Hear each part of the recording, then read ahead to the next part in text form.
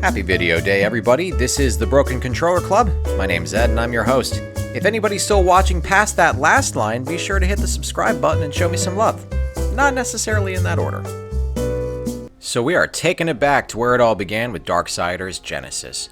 My experience with Darksiders basically ended after the first one because, while I liked it, I've said previously that I'm not a big puzzle guy, and therefore the Zelda-like elements in the game were a little bit of a turn-off for me, so I decided to skip Darksiders 2, then read not great things about Darksiders 3 and skipped that, and now here we are.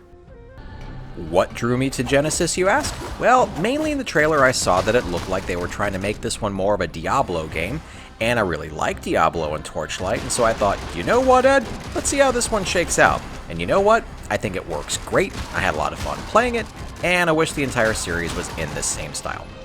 So let me get this out of the way early.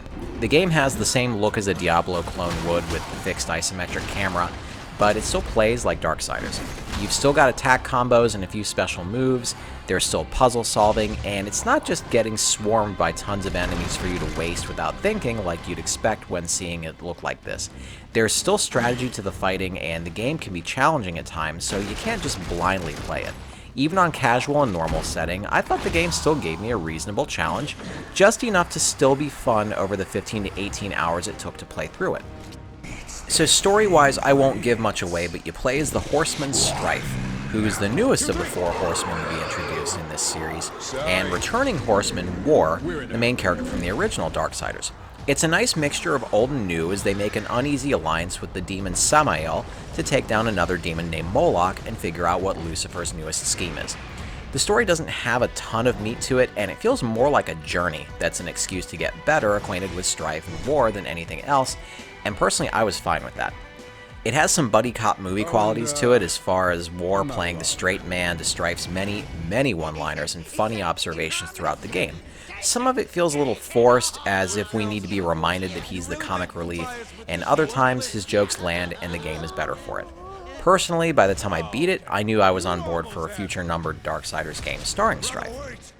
Most of the game's story is told through comic-style cutscenes other than the opening cinematic. Some people might care, personally I don't, as long as the story is told well. The art quality is great, and I didn't feel like anything was lost by it not being some big-budget CGI stuff. If you're playing single player, then you have control of both characters at the same time and can switch them on the fly to solve puzzles, or if one dies, you'll control the other automatically while the other is on a refresh timer before getting a chunk of their health back. Strife is a ranged fighter with a low health pool who specializes in crowd control, while War is more the tank of the duo with his reliance on hard-hitting melee attacks and defensive boosts in addition to a large health pool. Each have different gadgets they use to get through obstacles, so you'll be switching between them to get through the entire game. Speaking of health and gear, enemies will drop what are called creature cores. They're kind of medallions that you socket into various slots that allow you things like attack and health bonuses, and more unique abilities like leaving behind a trail of lava when you dash, or randomly spawning a hellhound that attacks enemies, for example. Collecting multiple cores eventually levels them up to give you greater boosts. You can also buy more creature cores, combo upgrades, and stat upgrades from shops owned by demons Vulgrim and Dis with souls you've collected.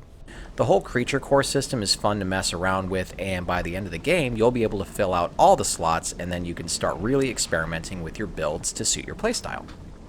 The game itself has lots of different locations, all culminating in a dungeon you explore to fight a boss. Some of the levels are only to fight a boss, which personally I like because I'm that guy that enjoys boss rush mode in games that feature it. The locations vary from deserts, snowy mountains, lava-filled dungeons, and more.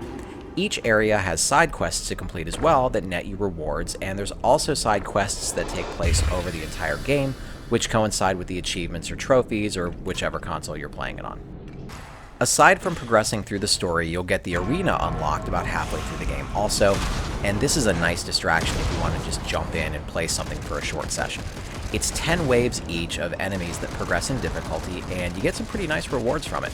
Personally, if I'm playing multiplayer with someone, it'll be to play the arena matches. And also, speaking of multiplayer, you can go to one of these fancy little stones and start up a co-op game and play split screen. I brought Mrs. Controller on for this one, and while we had a lot of fun, the view feels really limited, and despite our characters' symbols being on each other's screens for convenience, we got lost a lot, and that took us out of the whole experience. And getting lost is something you'll find happens pretty frequently in this because there's not a marker for your character on the map, and it just highlights the section you're in, and that's basically it. I don't really need my handheld in games these days, and the maps aren't that huge, but it is a big detractor from the game, and it was just kind of annoying. Also annoying is the platforming you'll have to do, and the fixed camera angles in this that'll make you fall off ledges all the time, sometimes even due to obscuring your view.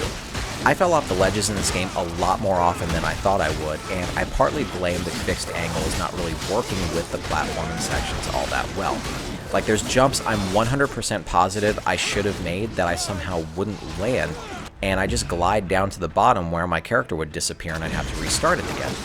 Enemies also take advantage of this, and while many times they ignore the damage you're doing, they'll take one good swipe at you and knock you off of the ledge. Remember the second level of Castlevania with all the Medusa heads knocking you off? It's kind of like that at times.